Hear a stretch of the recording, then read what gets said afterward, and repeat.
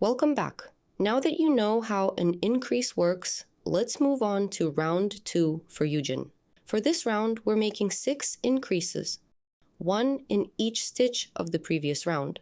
By the end of the round, you will have 12 stitches in total. Find your next stitch and insert your hook underneath the top loops. Make 1 single crochet. Now take your stitch marker and place it under the top loops of the stitch you just created. Go back into the same stitch and make another single crochet. That makes your first increase. Let's make the next increase. Go to the next stitch and make 1 single crochet. Without moving away, insert your hook into the same stitch again and make the second single crochet. You now have 4 stitches left. Work an increase into each of those stitches to complete the round. And this is what round 2 should look like once all the increases are done. Let's count the stitches together, starting at the marker. 1, 2, 3, 4, 5, 6, 7, 8, 9, 10, 11, 12.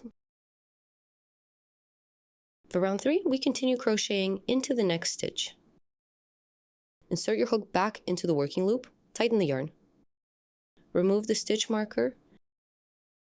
Insert your hook under the top loops of that stitch and make 1 single crochet.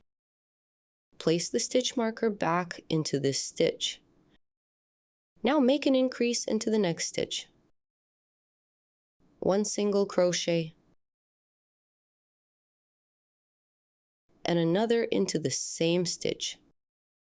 This completes the first sequence for round 3. Let's repeat that sequence one more time. Into the next stitch, make 1 single crochet. Into the following stitch, make an increase. You repeated the sequence twice. Now you just need to repeat it 4 more times. By the end of the round, you will have 18 stitches total.